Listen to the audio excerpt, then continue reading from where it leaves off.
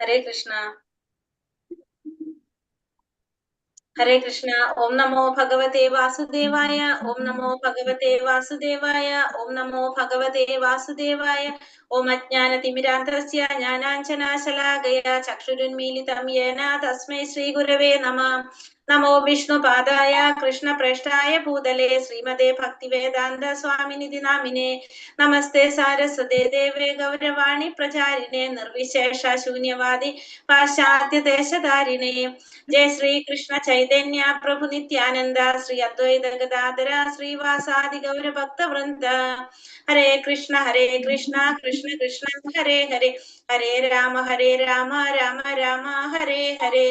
ഹരേ Krishna. Shri Shri Radha Govinda temple ISKCON ബാംഗ്ലൂരിന്റെ Bhagavad Gita 18 ദിവസത്തെ ഭഗവത്ഗീത ക്ലാസ്സിലേക്ക് എല്ലാവർക്കും സ്വാഗതം. ഹരേ കൃഷ്ണ. എല്ലാവർക്കും പ്രണാമം.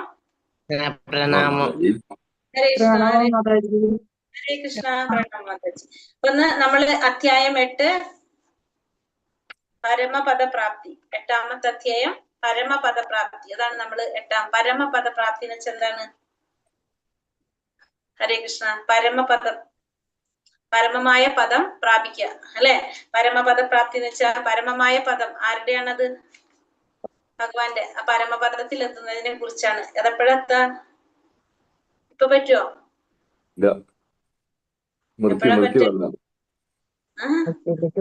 ശേഷം അല്ലെ? മരണത്തിന് ശേഷമാണ്. അപ്പൊ ആ അധ്യായം മരണത്തെ കുറിച്ച് പറയുന്ന ഒരു അധ്യായമാണ് കേട്ടോ, 8ാമത്തെ അധ്യായം പരമപദ പ്രാപ്തി. അപ്പൊ നമ്മള് ഇനി അതിനു മുന്നേ 7ാമത്തെ അധ്യായം നമ്മൾ ഇന്നലെ ഏതാ കണ്ടത്? ജ്ഞാനവിജ്ഞാന യോഗം. 7ാമത്തെ അധ്യായം ജ്ഞാനവിജ്ഞാന യോഗം കണ്ടു. ഭക്തിയോഗത്തിൽ ഫസ്റ്റത്തെ അധ്യായമാണ് 7ാമത്തെ അധ്യായം. അതിൽ നമ്മൾ ഇന്നലെ എന്താ പറഞ്ഞത്? ഭഗവാൻ ശ്രീകൃഷ്ണൻ നിന്ന് വരുന്ന രൂപവിസ്തരണങ്ങളെ കുറിച്ച് പറഞ്ഞു അല്ലെ? പുരുഷാവതാരങ്ങള്, 3 അവതാരങ്ങളെ കുറിച്ച് പറഞ്ഞു. പുരുഷാവതാരങ്ങള് ഏതൊക്കെയാണ്? കാരണോദകശായ വിഷ്ണു, ഗർഭോദകശായ വിഷ്ണു, ക്ഷീരോദകശായ വിഷ്ണു. ഈ ഭൗതിക പ്രപഞ്ചത്തിന്റെ നിയന്ത്രണം ആരുടെ കയ്യിലാന്ന് പറഞ്ഞു? ഈ വിഷ്ണുമൂർത്തികളുടെ കയ്യിലാണെന്ന് പറഞ്ഞു അല്ലെ? പിന്നെ നമ്മൾ എന്താ പറഞ്ഞത്? ഭൂമിയിലെ ഗന്ധമായിട്ടും ഒക്കെ പിന്നെ എന്താണ്? അഗ്നിയുടെ ചൂടായിട്ടും തപസ്സായിട്ട് കുടികൊള്ളുന്നതും ഭഗവാനാണ്. ജലത്തിലെ രസം ഭഗവാനാണ്. സൂര്യചന്ദ്രന്റെ പ്രകാശം ഭഗവാനാണ് എന്നൊക്കെ നമ്മൾ പറഞ്ഞു. ബുദ്ധിമാന്മാരുടെ ബുദ്ധിശക്തി, തേജസ്സികളുടെ തേജസ്, ഇതൊക്കെ ഭഗവാനാണെന്ന് പറഞ്ഞു അല്ലെ? പിന്നെ ത്രിഗുണങ്ങള്, ഇതെല്ലാം ആരിൽ നിന്നാണ് വന്നത്? ഭഗവാനിൽ നിന്നാണ്. പിന്നെ ഭഗവാനെ ശരണം പ്രാപിക്കുന്ന 4 പേരെ കുറിച്ച് പറഞ്ഞു. ശരണം പ്രാപിക്കാത്ത 4 പേരെ കുറിച്ച് പറഞ്ഞു. പിന്നെ നമ്മള് ഏതാ പറഞ്ഞത്? ദേവന്മാരെ ഉപാസിക്കുന്നവരെ കുറിച്ച് പറഞ്ഞു തന്നു. ഭഗവാനെ ഉപാസിക്കുന്നവര് ഭഗവാന്റെ ലോകത്തെത്തും, ദേവന്മാരെ ഉപാസിക്കുന്നവര് ദേവന്മാരുടെ ലോകത്തെത്തും പറഞ്ഞു. പിന്നെ പറഞ്ഞു ദേവന്മാരെ ആരാധിക്കുന്നവർ ആരാണെന്ന് പറഞ്ഞു? മൂഢന്മാരാണെന്ന് പറഞ്ഞു അല്ലെ?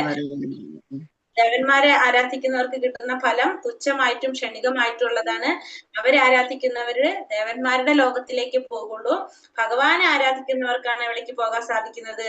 ഈ ഭൗതിക ലോകം മറികടന്ന്, അതായത് ജന്മമൃത്യുകളൊക്കെ ഇല്ലാതെ നമുക്ക് എവിടേക്ക് കടക്കാൻ പറ്റുള്ളൂ? ഭഗവാന്റെ ലോകത്തിലേക്ക് പോകാൻ സാധിക്കുള്ളൂ. പക്ഷെ ദേവന്മാരെ ആരാധിച്ചു കഴിഞ്ഞാൽ നമുക്ക് എന്തുണ്ടാവും? ഈ ജന്മമൃത്യു ജരാവ്യാധികൾ നമ്മളെ ലൈഫിൽ വരുന്നതാണ്. ജന്മം, മൃത്യു, ജരാവ്യാധികൾ, ജരാനരകൾ ബാധിക്കുന്നു, വ്യാധികൾ ഉണ്ടാകുന്നു. ഇതൊക്കെ നമുക്ക് എവിടെ ഉണ്ടാകും? ഈ ദേവന്മാരുടെ ലോകത്തിൽ പോയാലും നമുക്ക് ഉണ്ടാകും. അപ്പൊ അതുകൊണ്ട് ദേവന്മാരെ ആരാധിക്കുന്നവര് മൂഢന്മാരാണെന്നാണ് ഭഗവാൻ പറഞ്ഞത്. പിന്നെ നമുക്ക് എന്താ പറഞ്ഞത്? ലാസ്റ്റ് ഭഗവാനെ എങ്ങനെ അറിയണം എന്നുള്ളത് ഭഗവാൻ പറഞ്ഞത്. ഇതാണ് സ്വാതിഭൂതാദി ദൈവമാം സാധി യജ്ഞം ചെയ്യേ വിദുഹു പ്രയാണകാലെ പീച്ചമാം ദേവിതുർയുക്ത ചേതസ. എന്നെ അറിയണം, എപ്പോഴും എന്നെ കുറിച്ചുള്ള ബോധം പുലർത്തണം. ഭൗതിക പ്രപഞ്ചത്തിന്റെ എങ്ങനെയാണ് അറിയേണ്ടത്? ഭൗതിക പ്രപഞ്ചങ്ങളുടെ ദേവന്മാരുടെ സർവയജ്ഞങ്ങളുടെ നിയന്താവാണ് ഞാൻ എന്ന് മനസ്സിലാക്കുന്നവർക്ക് മരണസമയത്ത് പോലും എന്ത് സാധിക്കും? എന്നെ പ്രാപിക്കാനായിട്ട് സാധിക്കും എന്നാണ് ഭഗവാൻ നമുക്കിവിടെ പറഞ്ഞു തന്നത്. അങ്ങനെയാണ് നമ്മുടെ അധ്യായം 7 അവസാനിച്ചത്. ഇനി 8ാമത്തെ അധ്യായത്തിലേക്ക് കടക്കാം. അധ്യായം 8 പരമപദ പ്രാപ്തി. അചഞ്ചലമായ ഭക്തിയോടെ എന്നെ ഭജിക്കുന്നവൻ ത്രിഗുണങ്ങളെ മറികടന്ന് ബ്രഹ്മഭാവത്തെ പ്രാപിക്കാൻ യോഗ്യനാകുന്നു. അപ്പൊ ആരാണോ അചഞ്ചല ഭക്തിയോടുകൂടി ഭഗവാനെ ഭജിക്കുന്നത് അവർക്ക് എന്ത് സാധിക്കും? ത്രിഗുണങ്ങളെ മറികടന്ന് ഭഗവാന്റെ ആ ബ്രഹ്മഭാവത്തെ പ്രാപിക്കാനുള്ള യോഗ്യത നേടാൻ സാധിക്കുന്നതാണ് 8ാമത്തെ അധ്യായത്തില് ജസ്റ്റ് പറഞ്ഞിരിക്കുന്നത്. അപ്പൊ നമുക്ക് അധ്യായത്തിലേക്ക് പോകാം. ഹരേ കൃഷ്ണ. ഓം നമോ ഭഗവതേ വാസുദേവായ. അർജുന ഉവാച കിം തത് ബ്രഹ്മ കിമധ്യാത്മം കിം കർമ്മ പുരുഷോത്തമ അധിഭൂതം ച കിം പ്രോക്ത അധിദൈവം കിമുച്യതേ കിം തത് ബ്രഹ്മ കിമധ്യാത്മം കിം കർമ്മ പുരുഷോത്തമ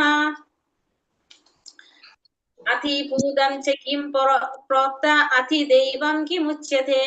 അർജുനൻ ചോദിച്ചു, ഹേ പുരുഷോത്തമ, എന്താണ് ബ്രഹ്മം? ആത്മാവ് എന്നാൽ എന്താണ്? ഫലോദിഷ്ട കർമ്മം എന്നാൽ എന്താണ്? ഭൗതിക പ്രപഞ്ചമെന്നും ദേവന്മാരെന്നും പറയപ്പെടുന്നത് എന്താണ്? അപ്പൊ അർജുനൻ ഭഗവാനോട് ചോദിക്കുകയാണ്. എന്താണ് ചോദിക്കുന്നത്? പുരുഷോത്തമ. ഭഗവാനെ അർജുനനോട് അഭിസംബോധന ചെയ്യുന്നത് എങ്ങനെയാണ്?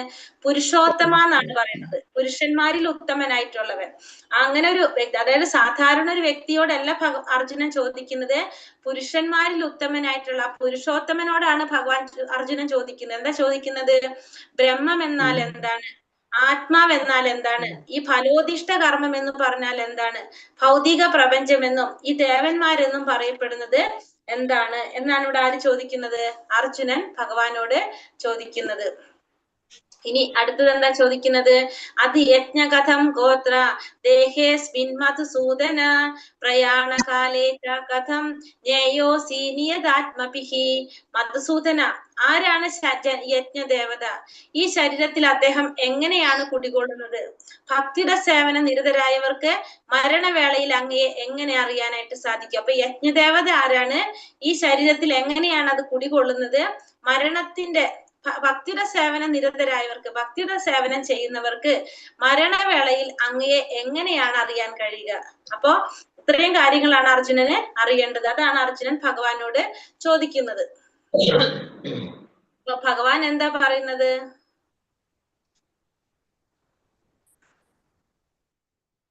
ഹരേ കൃഷ്ണ. അക്ഷരം ബ്രഹ്മ പരമം സ്വഭാവോധ്യാത്മമുച്യതേ ഭൂതഭാവോദ്ഭവകരോ വിസർഗ കർമ്മ സംചിതഃ. ശ്രീ ഭഗവാൻ പറഞ്ഞു, അവിനാശിയും അതീന്ദ്രിയനുമായ ആത്മാവാണ് ബ്രഹ്മം. അപ്പൊ ആദ്യം തന്നെ പറയാണ്, ബ്രഹ്മം എന്നാൽ എന്താണ്? ബ്രഹ്മം എന്നാൽ എന്താണ്? അവിനാശിയും അതീന്ദ്രിയനുമായിട്ടുള്ള ആത്മാവാണ് എന്ത്? ബ്രഹ്മം. ആത്മാവിനെയാണ് ബ്രഹ്മം എന്ന് പറയുന്നത്. ആത്മാവ് എങ്ങനെയുള്ളതാണ്? അവിനാശിയാണ്, ഒരിക്കലും നശിക്കാത്തതാണ്, അതീന്ദ്രിയമായിട്ടുള്ളതാണ്. നമ്മുടെ ഇന്ദ്രിയങ്ങൾക്ക് ഗ്രഹിക്കാൻ സാധിക്കാത്തതുമാണ് എന്ത്? ആത്മാവ്. അതിനെയാണ് എന്ത് പറയുന്നത്? ബ്രഹ്മം എന്ന് പറയുന്നത്. അത് ഒരിക്കലും നശിക്കാത്ത ജീവാത്മാവ് ആണ് എന്ത്? ബ്രഹ്മം എന്ന് പറയുന്നു. ഭഗവാൻ പറയാണ്, ഒരിക്കലും നശിക്കാത്ത ജീവാത്മാവിനെയാണ് ബ്രഹ്മം എന്ന് പറയുന്നത്. ആ ബ്രഹ്മത്തിന്റെ ശാശ്വത പ്രകൃതിയാണ് എന്ത്? അധ്യാത്മം എന്ന് പറയുന്നത്. അപ്പൊ ബ്രഹ്മത്തിന്റെ ആ സ്വഭാവം അല്ലെങ്കിൽ ശാശ്വത പ്രകൃതിയെ നമുക്ക് എന്ത് പറയാം? അധ്യാത്മം എന്ന് പറയാം.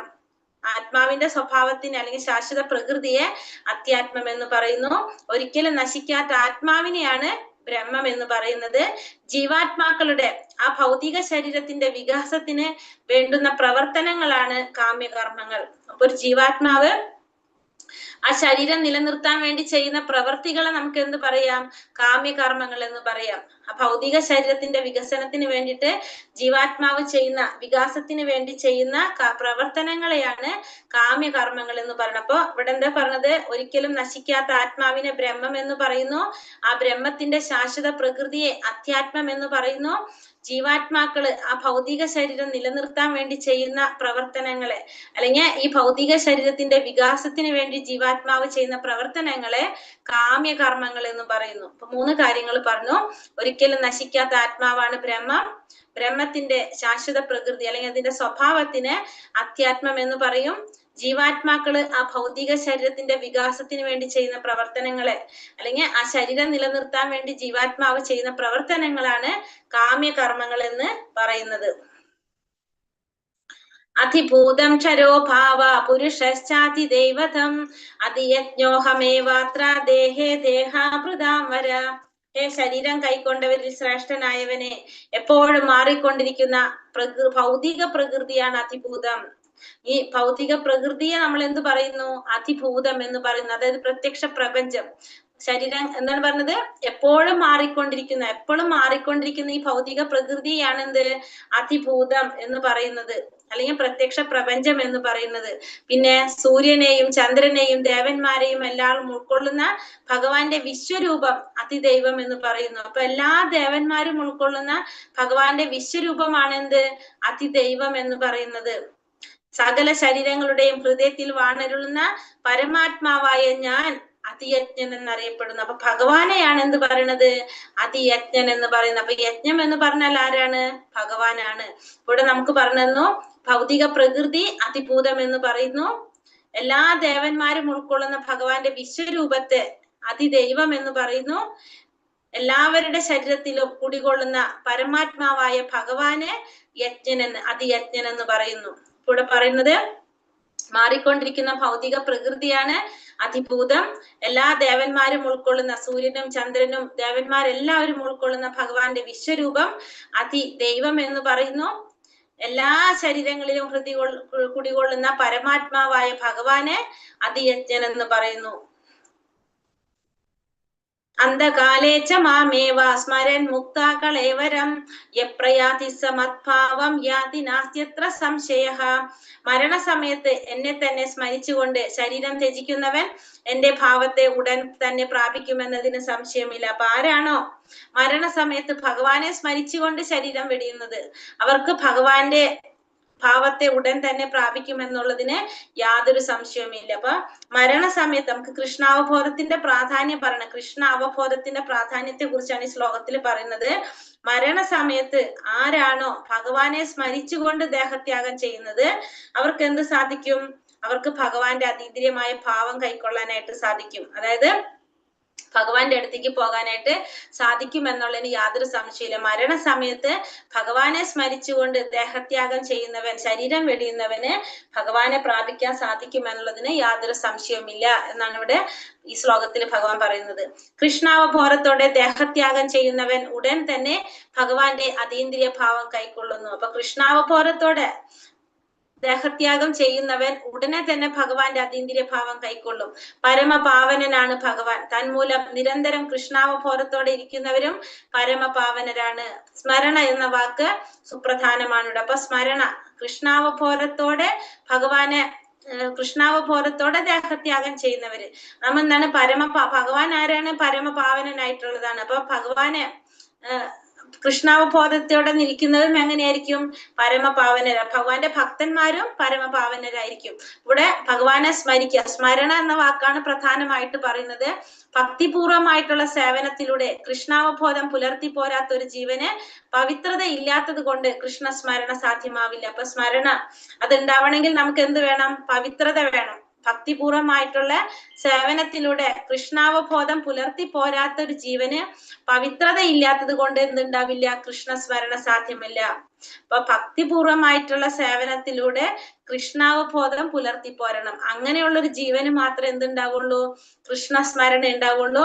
അതല്ലെങ്കിൽ, ആ പവിത്രത ഇല്ലെങ്കിൽ കൃഷ്ണസ്മരണ സാധ്യമല്ല. അതുകൊണ്ട് ഒരാൾ ജീവിതത്തിന്റെ ആരംഭഘട്ടം മുതൽക്ക് തന്നെ എന്ത് വേണം? കൃഷ്ണാവബോധം പരിശീലിക്കണം. നിര്യാണ വേളയിൽ വിജയം വരിക്കണമെങ്കിൽ കൃഷ്ണസ്മരണ അത്യന്താപേക്ഷിതമാണ് താനും. അപ്പൊ അതുകൊണ്ട് സദാ മഹാമന്ത്രം ഉരുവിട്ടുകൊണ്ടേയിരിക്കണം. ഹരേ കൃഷ്ണ കൃഷ്ണ കൃഷ്ണ ഹരേ ഹരേ, ഹരേ രാമ രാമ രാമ ഹരേ ഹരേ. അപ്പൊ ജീവിതത്തിന്റെ ആരംഭഘട്ടം മുതൽക്ക് തന്നെ നമ്മൾ എന്ത് ചെയ്യണം? കൃഷ്ണാവബോധം പരിശീലിക്കണം. അപ്പൊ നിര്യാണ വേളയിൽ മരണസമയത്ത് നമുക്ക് വിജയം കൈവരിക്കണമെങ്കിൽ, അതായത് ഭഗവാന്റെ അടുത്തേക്ക് പോകാം, അതാണല്ലോ നമ്മളെ വിജയം.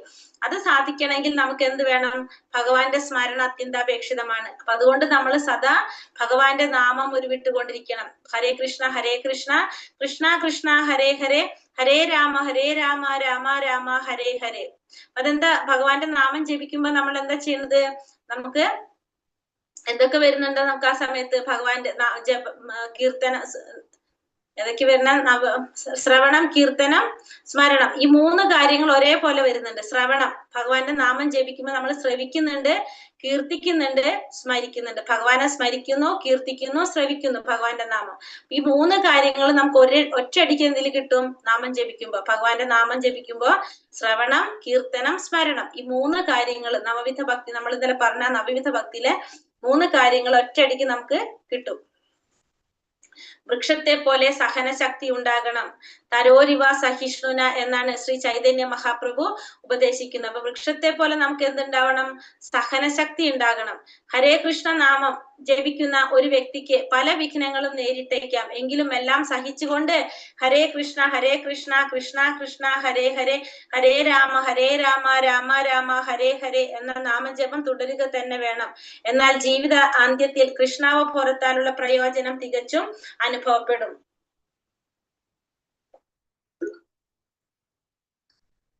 അപ്പൊ നമുക്ക് വൃക്ഷത്തെ പോലെ സഹനശക്തി ഉണ്ടായിരിക്കണം.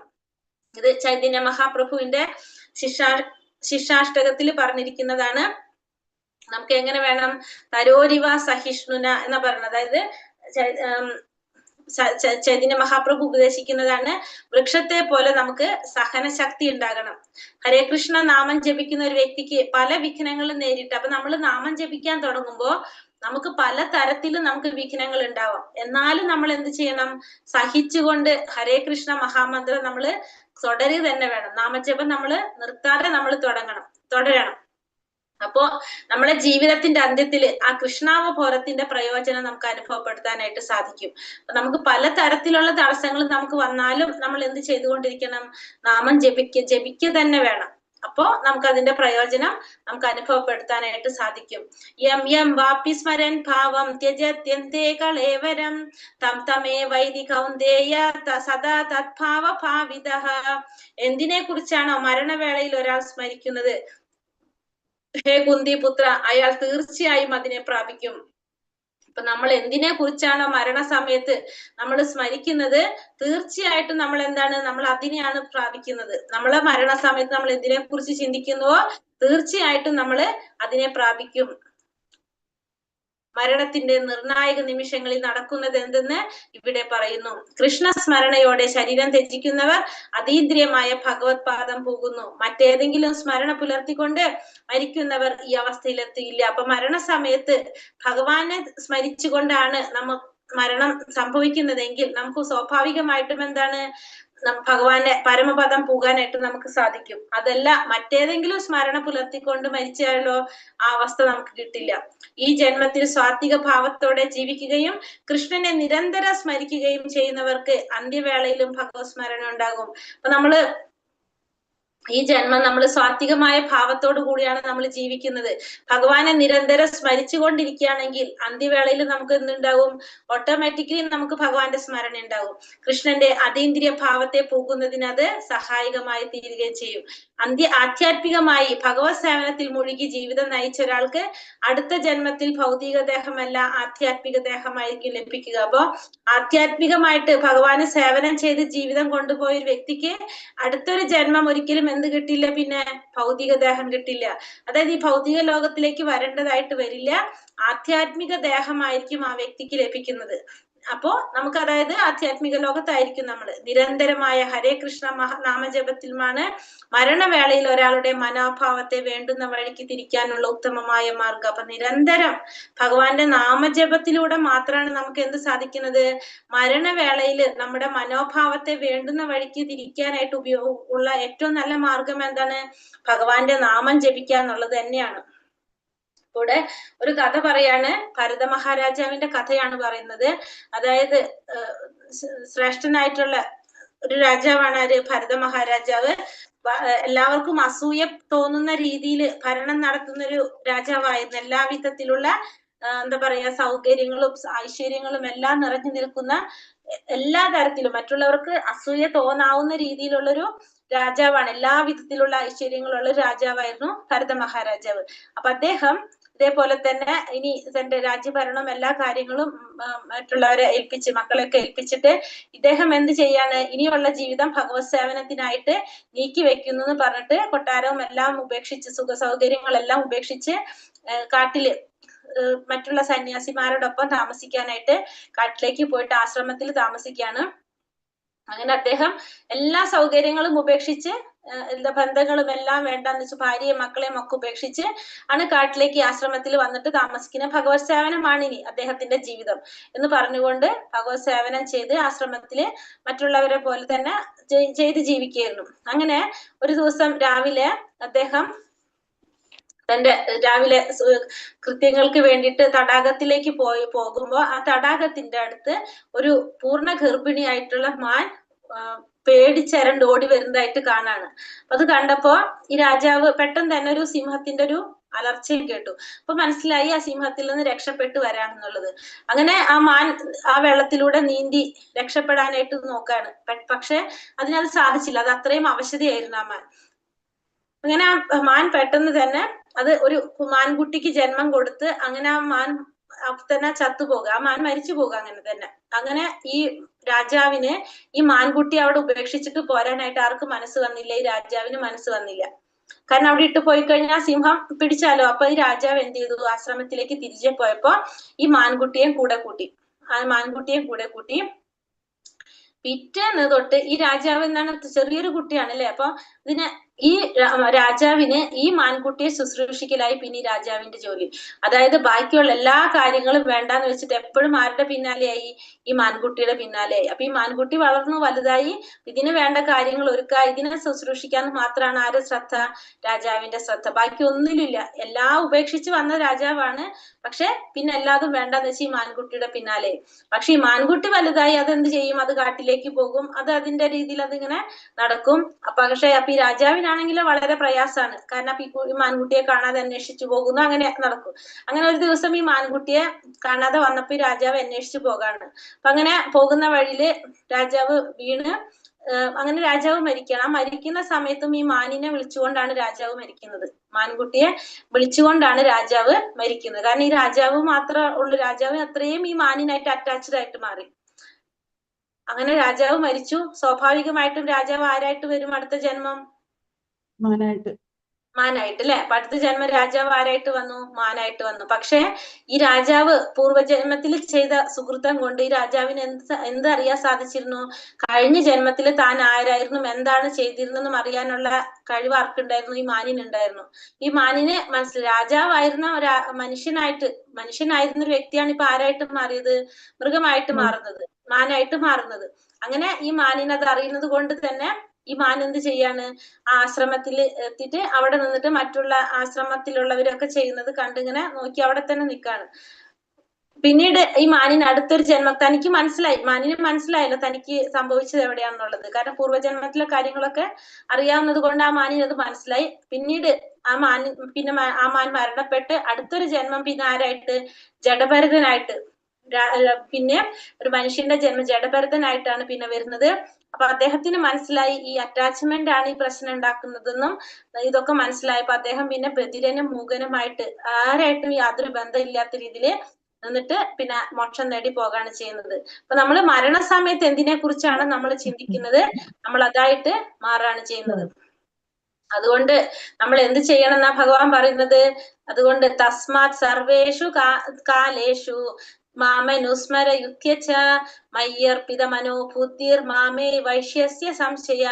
അതിനാൽ അർജുന, ശ്രീകൃഷ്ണ രൂപത്തിൽ നീ എന്നെ എപ്പോഴും ഓർമ്മിക്കണം. അതോടൊപ്പം തന്റെ നിയത കർമ്മമായി യുദ്ധം നിർവഹിക്കുകയും ചെയ്യുക.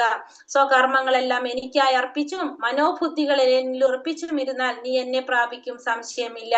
അതുകൊണ്ട് നീ എന്തായാലും എന്ത് ചെയ്യണം, ശ്രീകൃഷ്ണന്റെ രൂപത്തിൽ നീ എന്നെ എപ്പോഴും ഓർമ്മിക്കണം. അതോടൊപ്പം തന്നെ നിയത കർമ്മമായിട്ടുള്ള യുദ്ധം നിർവഹിക്കുകയും വേണം. സ്വകർമ്മങ്ങളെല്ലാം എനിക്കായി അർപ്പിച്ചും മനോബുദ്ധികൾ എന്നിൽ ഉറപ്പിച്ചും ഇരുന്നു കഴിഞ്ഞാൽ നിനക്ക് എന്നെ പ്രാപിക്കാൻ സാധിക്കും എന്നുള്ളതിന് യാതൊരു സംശയവുമില്ല. അപ്പൊ അർജുനനോട് പറയാണ് ഭഗവാൻ, അതുകൊണ്ട് ശ്രീകൃഷ്ണന്റെ രൂപത്തിലാണ് നീ എന്നെ എപ്പോഴും ഓർമ്മിക്കേണ്ടതെന്ന് പറയാ. അപ്പൊ ഭഗവാൻ എപ്പോഴും ഓർക്കേണ്ടത് ഏത് രൂപത്തിലാണെന്ന് ഭഗവാൻ പറഞ്ഞു തരാണ്, ശ്രീകൃഷ്ണ രൂപത്തില്. അതോടൊപ്പം നീ എന്ത് ചെയ്യാൻ വേണം, എന്നെ ഓർമ്മിച്ചാൽ മാത്രം പോരാ, നിന്റെ നിയതകർമ്മം നീ ചെയ്യാൻ വേണം. അപ്പൊ അർജുനന്റെ ഈ നിയതകർമ്മം യുദ്ധം ചെയ്യുക എന്നുള്ളതാണ്. അപ്പൊ നീ നിന്റെ നിയതകർമ്മം ചെയ്യണം, അത് എനിക്കായി അർപ്പിച്ചുകൊണ്ട് ചെയ്യണം. പിന്നെ അങ്ങനെയാണെങ്കിൽ നിനക്ക് എന്നെ പ്രാപിക്കാൻ സാധിക്കും എന്നുള്ളതിന് യാതൊരു സംശയമില്ല. അർജുനനോടുള്ള ഉപദേശം ഭൗതിക കർമ്മങ്ങളിൽ ഏർപ്പെട്ടിരിക്കുന്ന എല്ലാവരെ സംബന്ധിച്ചും പ്രസക്തമാണ്. അപ്പൊ അർജുനന് കൊടുക്കുന്ന ഈ ഉപദേശം അർജുനന് മാത്രമുള്ളതല്ല, ഭൗതിക കർമ്മങ്ങളിൽ ഏർപ്പെട്ടിരിക്കുന്ന അപ്പൊ നമ്മളെപ്പോലുള്ള എല്ലാവർക്കും കൂടിയിട്ടുള്ളതാണ് എന്ത്, ഈ ഉപദേശം. തങ്ങളുടെ നിർദ്ദിഷ്ട കർമ്മം നിറവേറ്റുന്നതിൽ നിന്ന് പിന്തിരിയാൻ ഭഗവാൻ ആരെയും പ്രേരിപ്പിക്കുന്നില്ല. അപ്പൊ ഭഗവാൻ ആരോടും എന്ത് പറയുന്നില്ല? കർമ്മം ചെയ്യാതിരിക്കണമെന്ന് പറയുന്നില്ല. എല്ലാവരോടും നിർദ്ദിഷ്ട കർമ്മം നിറവേറ്റാനാണ് ഭഗവാൻ പറയുന്നത്. ആ നിർദ്ദിഷ്ട കർമ്മത്തിൽ നിന്ന് പിന്തിരിയാൻ ഭഗവാൻ ആരെയും പ്രേരിപ്പിക്കുന്നില്ല. ഒരാൾക്ക് ഈ പ്രവർത്തികൾ തുടരുന്നതോടൊപ്പം തന്നെ ഹരേ കൃഷ്ണ മന്ത്രം ഉച്ചരിച്ചുകൊണ്ട് ഭഗവത് സ്മരണ പുലർത്താം. അപ്പൊ നമ്മൾ നമ്മുടെ നിയത കർമ്മങ്ങൾ ചെയ്യുകയും ചെയ്യാം, ഒപ്പം തന്നെ നമ്മൾ എന്തോ ചെയ്യണം? നാമം ജപിക്കണം. ഇത് ജീവനെ ഭൗതിക കൽമഷങ്ങൾ ബാധിക്കാതിരിക്കാനും മനോബുദ്ധികളെ ഭഗവാനിൽ ഏകാഗ്രീകരിക്കാനും ഉതകും. അപ്പൊ നമ്മൾ ഇതെന്ത് ചെയ്യിക്കും സാധിക്കും? നമ്മുടെ ഭൗതികമായ കൽമഷങ്ങൾ നമ്മളെ ബാധിക്കാതിരിക്കാനും നമ്മുടെ മനസ്സും ബുദ്ധിയും ഭഗവാനിൽ ഏകാഗ്രം ആക്കാനും ഇത് സാധിക്കും. നാമോച്ചാരണം ഭക്തനെ പരമോത്കൃഷ്ടമായ കൃഷ്ണലോകത്തിൽ എത്തിക്കുമെന്നതിന് സംശയമില്ല. അപ്പൊ കൃഷ്ണന്റെ നാമം ഉച്ചരിച്ചു കഴിഞ്ഞാൽ നമുക്ക് എവിടെ എത്താൻ സാധിക്കും? ഭഗവാന്റെ ലോകത്തിലേക്ക് എത്താനായിട്ട് സാധിക്കും എന്നുള്ളതിന് യാതൊരു സംശയവുമില്ല. അഭ്യാസയോഗയുക്തേന ചേതസാനാന്യഗാമിന പരമം പുരുഷം ദിവ്യം യാതി പാർത്ഥാനു ചിന്തയൻ. എന്നെ പരമദിവ്യോത്തമ പുരുഷനായി ആരാണോ ധ്യാനിക്കുന്നത്, ആരാണോ മാർഗത്തിൽ നിന്ന് വ്യതിചലിക്കാതെ തുടർച്ചയായി എന്നെ മനസ്സിൽ സ്മരിക്കുന്നത്, അല്ലയോ പാർത്ഥ, അയാൾ തീർച്ചയായും എന്നെ പ്രാപിക്കും. അപ്പൊ ആരാണോ പരമപുരുഷനായിട്ട് എന്നെ ധ്യാനിക്കുന്നത്, ആരാണോ മാർഗത്തിൽ നിന്ന് വ്യതിചലിക്കാതെ തുടർച്ചയായിട്ട് എന്നെ മനസ്സിൽ സ്മരിക്കുന്നത്, ആ വ്യക്തിക്ക് എന്ത് സാധിക്കും? നിശ്ചയമായിട്ടും എന്നെ പ്രാപിക്കാനായിട്ട് സാധിക്കും. അപ്പൊ എന്നെയാണ് പരമപുരുഷനായിട്ട് ധ്യാനിക്കുന്നത് ആരാണോ, മാർഗത്തിൽ നിന്ന് വ്യതിചലിക്കാതെ തുടർച്ചയായിട്ട് മനസ്സിൽ സ്മരിക്കുന്നത് ആരാണോ, അവർക്ക് ഭഗവാനെ പ്രാപിക്കാനായിട്ട് സാധിക്കും. എങ്ങനെയാണ് ഭഗവാനെ സ്മരിക്കേണ്ടതെന്ന് ഭഗവാൻ പറയാണ്. കവിയും പുരാണ മനുശാസിതാരം അണോരണീയാം സമനുസ്മരേത്യ സർവസ്യ ധാതാം അചിന്യ രൂപം ആദിത്യവർണം തമസാ പരസ്താത്. സർവജ്ഞനായിട്ട്, എല്ലാം അറിയുന്നവനായിട്ട്, ആദി പുരുഷനായിട്ട്, സർവരുടെ നിയന്താവായിട്ട്, അണുവിനേക്കാൾ ചെറുതും, അപ്പൊ ഏറ്റവും ചെറുതാണ്, സകലതിന്റെയും പരിപാലകനായിട്ട്, ഭൗതിക അനുമാനങ്ങൾക്ക് അതീതനായിട്ട്, അചിന്യനായിട്ട്, അചിന്യ രൂപനായിട്ട്, നമ്മുടെ ചിന്തയ്ക്ക് അപ്പുറത്തുള്ള രൂപമായിട്ടും ഭൗതിക പ്രകൃതിക്ക് അതീതനായിട്ടും ആദിത്യ തേജസ്വിയായിട്ടുള്ള വ്യക്തി എന്ന നിലയിലാണ് ആരെ ധ്യാനിക്കേണ്ടത്? ഭഗവാനെ ധ്യാനിക്കേണ്ടത്. ദിവ്യനും ഭൗതിക പ്രകൃതിക്ക് അതീതനുമാണ് അവിടുന്ന്. അപ്പൊ ഭഗവാനെ നമ്മൾ എങ്ങനെയാണ് ധ്യാനിക്കേണ്ടത്? സർവജ്ഞനാണ്, ആദി പുരുഷനാണ്, സർവനിയന്താവാണ്, അണുവിനേക്കാൾ ചെറുതാണ്, സകലതിന്റെയും പരിപാലകനാണ്, ഭൗതിക അനുമാനങ്ങൾക്ക് അതീതനാണ്, അചിന്യ രൂപനാണ്, ഭൗതിക പ്രകൃതിക്ക് അതീതനാണ്, ആദിത്യ തേജസ്വിയായ ഒരു വ്യക്തിയായിട്ടാണ് ഭഗവാനെ ധ്യാനിക്കേണ്ടത്. ഭഗവാൻ ദിവ്യനാണ്, ഭൗതിക പ്രകൃതിക്ക് അതീതനുമാണ് ഭഗവാൻ. ഇങ്ങനെയായിരിക്കണം നമ്മൾ ആരെ ധ്യാനിക്കേണ്ടത്? ഭഗവാനെ ധ്യാനിക്കേണ്ടത്. ഈ പറഞ്ഞ പോലെ എല്ലാ ദേവീ ദേവതകളും എല്ലാവരും എന്ത് ചെയ്തുകൊണ്ടിരിക്കുന്നവരാണ്? ഭഗവാനെ ധ്യാനിച്ചു കൊണ്ടിരിക്കുന്നവരാണ് എല്ലാവരും തന്നെ. പ്രയാണകാലേ മനസാചലേന ഭക്ത്യാ യുക്തോ യോഗബലേന ചൈവ ധ്രുവോർമധ്യേ പ്രാണമാവേശ്യ സമ്യക് സതം പരം പുരുഷമുപേതി ദിവ്യം. മരണസമയത്ത് യോഗാനിഷ്ഠ പൂണ്ട് സ്ഥിരമനസ്കനായിട്ട് പരിപൂർണ ഭക്തിയോടെ ഭ്രൂമധ്യത്തിൽ പ്രാണവായുവിനെ ഉറപ്പിച്ചുകൊണ്ട് ഭഗവത് സ്മരണ ചെയ്യുന്നവൻ നിശ്ചയമായും പരമപുരുഷനെ പ്രാപിക്കും. അപ്പൊ ആരാണോ മരണസമയത്ത് യോഗാനിഷ്ഠയിലൂടെ യോഗയിലൂടെ ഭഗവാനെ ഭക്തിപൂർവ്വം ഭഗവാനെ സ്മരിക്കുമ്പോ എന്താ സംഭവിക്കുന്നു പറഞ്ഞ, യോഗാനിഷ്ഠയിലൂടെ സ്ഥിരമനസ്കനായിട്ട് പരിപൂർണ ഭക്തിയുടെ ഭ്രൂമധ്യത്തില് പ്രാണവായുവിനെ ഉറപ്പിച്ചുകൊണ്ട് ഭഗവത് സ്മരണ ചെയ്യുന്നവൻ, ഭ്രൂമധ്യത്തില് പ്രാണവായുവിനെ ഉറപ്പിച്ചുകൊണ്ട് എന്ത് ചെയ്യാണ്?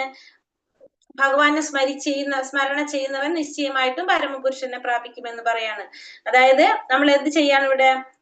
ഭ്രൂമധ്യത്തില്, നമ്മുടെ രണ്ട് പുരികത്തിന്റെ സെന്റർ ഭ്രൂമധ്യത്തില് പ്രാണവായുവിനെ ഉറപ്പിച്ചിട്ട്, അതായത് കുറെ യോഗകളൊക്കെ ചെയ്യുമ്പോൾ നമുക്ക് കിട്ടുന്ന നമ്മൾ എത്തും ആ യോഗയിലെ ഒരു നിഷ്ഠയിലേക്ക് എത്തും, പൂർണ്ണതയിലേക്ക് എത്തുമ്പോ നമുക്ക് ഈ പറഞ്ഞ പോലെ അങ്ങനെയുള്ളൊരു വ്യക്തിക്ക് ഭക്തിപൂർവ്വം ഭഗവാനെ സ്മരിച്ചുകൊണ്ട് നമ്മൾ വിചാരിച്ച സമയത്ത്, നമുക്ക് ഇഷ്ടമുള്ള സമയത്ത് നമുക്ക് എന്ത് സാധിക്കും? നമുക്ക് നമ്മളെ ശരീരം വെടിയാനായിട്ട് സാധിക്കും. അങ്ങനെയുള്ളവർക്കും എന്ത് സാധിക്കും എന്ന് പറഞ്ഞ് ഉറപ്പിച്ച് ഭഗവത് സ്മരണ ചെയ്യുന്നവർക്ക് തീർച്ചയായിട്ടും പരമപുരുഷനെ പ്രാപിക്കാനായിട്ട് സാധിക്കും. അപ്പൊ യോഗ പരിശീലനത്തിലൂടെ നമ്മൾ ആഗ്രഹിക്കുന്ന സമയത്ത് നമുക്ക് എന്ത് സാധിക്കാണ്? നമ്മുടെ ശരീരം വെടിയാൻ സാധിക്കാം. അങ്ങനെയുള്ളവർക്കും ഭഗവാനെ പ്രാപിക്കാനായിട്ട് സാധിക്കും. അനന്യചേതാ സതതം യോ മാം സ്മരതി നിത്യശഃ തസ്യാഹം സുലഭ പാർത്ഥ നിത്യയുക്തസ്യ യോഗിനഃ. അല്ലയോ പാർത്ഥ, നിരന്തരമായ ഭക്തിയുടെ സേവനം മൂലം സ്ഥിരചിത്തതയോട് എന്നെ എപ്പോഴും സ്മരിക്കുന്ന യോഗാനിഷ്ഠന് ഞാൻ സുപ്രാപ്യനാണ്. അപ്പൊ ആരാണോ നിരന്തരമായ ഭക്തിയുടെ സേവനത്തോടു കൂടി എന്നെ സ്മരിക്കുന്നത്, അങ്ങനെയുള്ള വ്യക്തിക്ക് ഞാൻ എപ്പോഴും എങ്ങനെയായിരിക്കും? ഞാൻ സുപ്രാപ്യനായിരിക്കും, ഞാൻ എപ്പോഴും പ്രാപ്യനായിരിക്കും. ആ വ്യക്തിക്ക് എപ്പോഴും എന്നെ സമീപിക്കാനായിട്ട് സാധിക്കും, അവർക്ക് എപ്പോഴും ഞാൻ പ്രാപ്യനായിരിക്കും. മാമുപേത്യ പുനർജന്മ ദുഃഖാലയമ ശാശ്വതം നാപ്നുവന്തി മഹാത്മാന സംസിദ്ധിം പരമം ഗതാ. ഭക്തിയോഗം കൊണ്ട് എന്നെ പ്രാപിച്ച മഹാത്മാക്കൾ പരിപൂർണത നേടിയവരാകയാൽ പിന്നീട് ദുഃഖപൂർണവും അസ്ഥിരമായി ഈ ലോകത്തിലേക്ക് തിരിച്ചു വരുന്നില്ല. അപ്പൊ ഭക്തിയോഗം കൊണ്ട് ഭഗവാനെ പ്രാപിച്ച മഹാത്മാക്കള് പരിപൂർണത നേടിയവരായതുകൊണ്ട് തന്നെ ദുഃഖപൂർണം നിറഞ്ഞ അസ്ഥിരമായിട്ടുള്ള ഈ ലോകത്തിലേക്ക് അവർക്ക് വേണ്ട പിന്നെന്ത് വരുന്നില്ല? അവർക്ക് തിരിച്ചു വരേണ്ടതായിട്ട് വരുന്നില്ല. അപ്പൊ ഭക്തിയോഗം കൊണ്ട് ഭഗവാനെ പ്രാപിച്ചവര് പരിപൂർണം നേടിയവരായത് കൊണ്ട് തന്നെ ഈ ദുഃഖപൂർണം നിറഞ്ഞ അസ്ഥിരമായി ഭൗതിക ലോകത്തിലേക്ക് അവർക്ക് വീണ്ടും തിരിച്ചു വരേണ്ടതായിട്ട് വരില്ല. അപ്പൊ ഇവിടെ പറയുന്നത് എന്താണ്? ദുഃഖാലയം അശാശ്വതം. നമ്മുടെ ഭൗതിക ലോകം ദുഃഖാലയമാണെന്നാണ് ഇവിടെ ആര് പറയുന്നത്? ഭഗവാൻ പറയുന്നത്. ദുഃഖപൂർണവും അസ്ഥിരവുമായിട്ടുള്ളതാണ് എന്ത്? ഭൗതിക ലോകം എന്ന് പറയുന്നത്. അപ്പൊ അതുകൊണ്ട് തന്നെ ഭക്തിയോഗം കൊണ്ട് ഭഗവാനെ പ്രാപിച്ചവര് ഈ ദുഃഖം നിറഞ്ഞ അസ്ഥിരമായി ഭൗതിക ലോകത്തിലേക്ക് തിരിച്ചു വരുന്നില്ല. ആ ബ്രഹ്മ ഭുവന ലോക പുനരാവർത്തിനോർജുന മാമുപേത്യാത്തു കൗന്ദേയ പുനർജന്മന വിദ്യതേ. ഈ ഭഗവാൻ എന്താ പറയണത്? ഈ ഭൗതിക ലോകത്തില് സർവോന്നതമായ ഗ്രഹം ബ്രഹ്മലോകം മുതല്, ഇപ്പൊ ഏറ്റവും മുകളിൽ വരുന്ന ഗ്രഹമാണ് ഏത്? ബ്രഹ്മലോകം. ഈ ഭൗതിക ലോകത്തില് 14 ലോകങ്ങളിലെ ഏറ്റവും മുകളിലാണ് ബ്രഹ്മലോകം വരുന്നത്. ആ ബ്രഹ്മലോകം മുതല് ഏറ്റവും അധമമായിട്ടുള്ള ലോകങ്ങൾ വരെയുള്ള ഓരോന്നും എങ്ങനെയാണ്? ജനന മരണങ്ങൾ ആവർത്തിച്ചു കൊണ്ടേയിരിക്കുന്ന ദുരിതപൂർണമായ സ്ഥലങ്ങളാണ്. അപ്പൊ ഈ ഓരോന്നും ഈ ബ്രഹ്മലോകം മുതല് താഴേക്കുള്ള ഓരോന്നും എങ്ങനെയാണ്? ദുരിതപൂർണമായിട്ടുള്ള ജനന മരണങ്ങൾ ആവർത്തിച്ചു കൊണ്ടിരിക്കുന്ന സ്ഥലങ്ങളാണ് എല്ലാതും. കുന്തിപുത്ര, എന്റെ പരമപദത്തിലെത്തിയനാകട്ടെ പിന്നീട് ജന്മം എടുക്കേണ്ടതായിട്ട് വരില്ല. അപ്പോ ഭഗവാന്റെ പദത്തിൽ എത്തിക്കഴിഞ്ഞാൽ ജന്മം എടുക്കേണ്ടതായിട്ട് വരില്ല. പക്ഷെ ഈ ഭൗതിക ലോകത്തിൽ എവിടെ ജന്മം എടുത്താലും നമുക്ക് എന്താണ്? വീണ്ടും നമ്മൾ മരിക്കും, ജനിക്കും. അപ്പൊ ഭൗതിക ലോകത്തിൽ എവിടെയായാലും നമുക്ക് എന്തുണ്ട്? ഈ ജനന മരണങ്ങള് ഉണ്ട്, ആവർത്തിച്ചു കൊണ്ടേയിരിക്കുന്നതാണ് പറയുന്നത്. ഇനി ഭഗവാന്റെ ധാമത്തെ കുറിച്ച് പറയാണ്. അവ്യക്തോക്ഷര ഇത്യുക്ത സമാഹു പരമാം ഗതിം യം പ്രാപ്യാന നിവർത്തന്തേ തഥാ മാ പരമം മമ. വേദാന്തികൾ അവ്യക്തമെന്നും അക്ഷയമെന്നും വിശേഷിപ്പിക്കുന്നതും പരമമായ പ്രാപ്യസ്ഥാനം എന്നറിയപ്പെടുന്നതും ഒരിക്കൽ എത്തിച്ചേർന്നാൽ പിന്നെ മടങ്ങി വരേണ്ടതുമില്ലാത്തതാണ് എന്റെ പരമമായ ധാമം. അപ്പൊ ഭഗവാന്റെ ധാമത്തെ കുറിച്ച് പറയാണ്. വേദാന്തികൾ അവ്യക്തമെന്നും അക്ഷയമെന്നും വിശേഷിപ്പിക്കുന്നത്, പരമമായ പ്രാപ്യസ്ഥാനം എന്നറിയപ്പെടുന്നത്, ഒരിക്കൽ എത്തിച്ചേർന്നാൽ പിന്നെ മടങ്ങി വരേണ്ടതില്ലാത്തതുമാണ് എന്ത്? ഭഗവാന്റെ ധാമം. അപ്പൊ വേദാന്തികൾ അതിനെ അവ്യക്തം എന്ന് പറയുന്നു, അക്ഷയം എന്ന് വിശേഷിപ്പിക്കുന്നു. പരമമായ പ്രാപ്യസ്ഥാനമാണത്. ഒരിക്കൽ എത്തിച്ചേർന്നാൽ പിന്നെ മടങ്ങി വരേണ്ടതില്ലാത്തതാണ് എന്ത്? ഭഗവാന്റെ ധാമം. വേദേഷു യജ്ഞേഷു തപസ്സു ചൈവ ദാനേഷു യത് പുണ്യഫലം പ്രതിഷ്ഠം അത്യേതി സർവമിതം വിധിത്വ യോഗി പരം സ്ഥാനമുപേതി ചാദ്യം. ഭക്തിമാർഗം സ്വീകരിച്ചത് കൊണ്ട് വേദപഠനം, യജ്ഞാചരണം, ദാനം, കാമ്യകർമ്മങ്ങൾ എന്നിവയാൽ നേടാവുന്ന പുണ്യങ്ങളൊന്നും മനുഷ്യന് നഷ്ടപ്പെടുന്നില്ല. ഭഗവത് സേവനം കൊണ്ട് തന്നെ മേൽപ്പറഞ്ഞ പുണ്യഫലങ്ങളെല്ലാം ഭക്തന് ലഭിക്കുന്നു. കൂടാതെ അവസാനം അയാൾക്ക് സനാതനമായ ഭഗവത് ധാമത്തിലേക്ക്, പരമധാമത്തിലേക്ക് എത്തുകയും ചെയ്യാം. അപ്പൊ ഭക്തിമാർഗം സ്വീകരിച്ചാൽ എന്താണ്?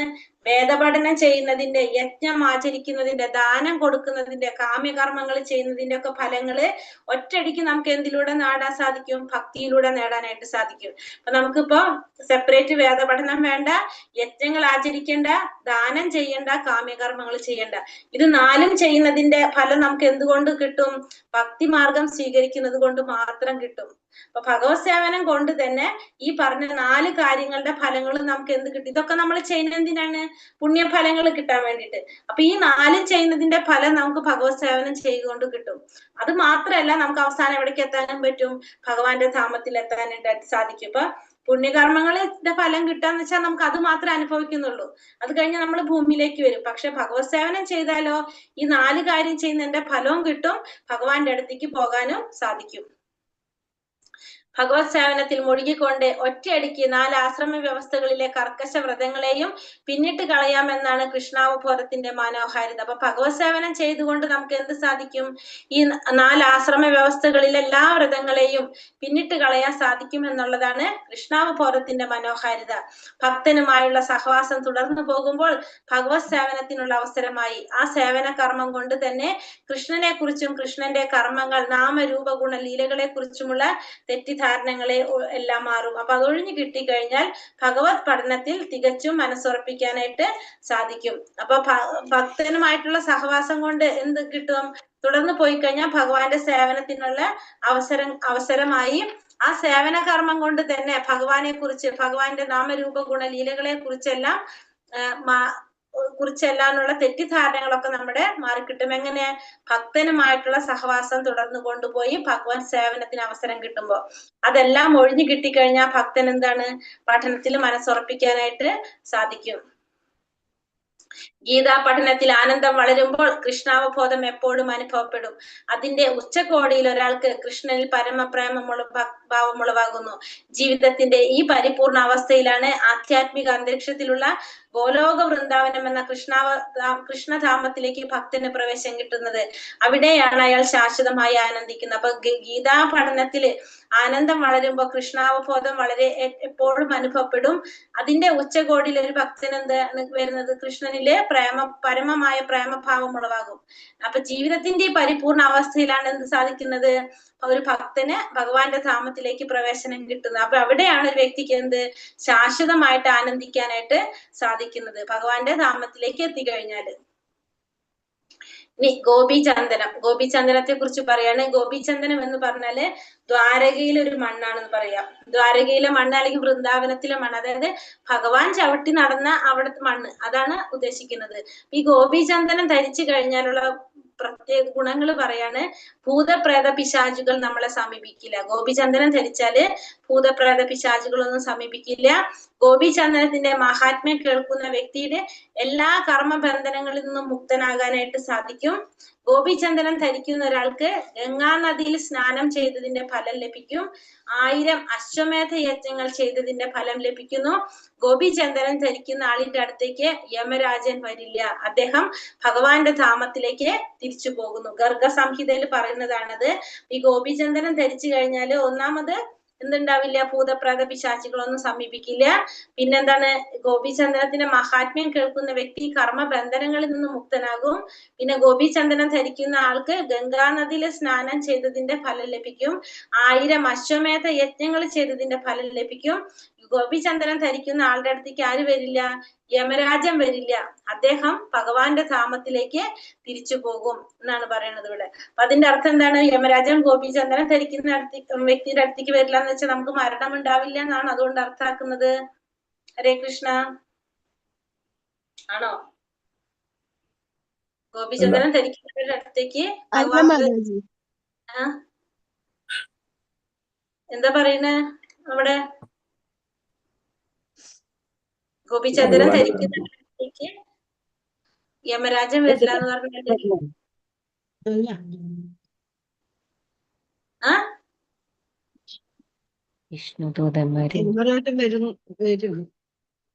നമ്മൾ മരിക്കും, പക്ഷെ നമുക്ക് ഭഗവാന്റെ അടുക്കലേക്ക് എത്തിച്ചു. അതെ, നമുക്ക് എന്താണ് സംഭവിക്കുന്നത്?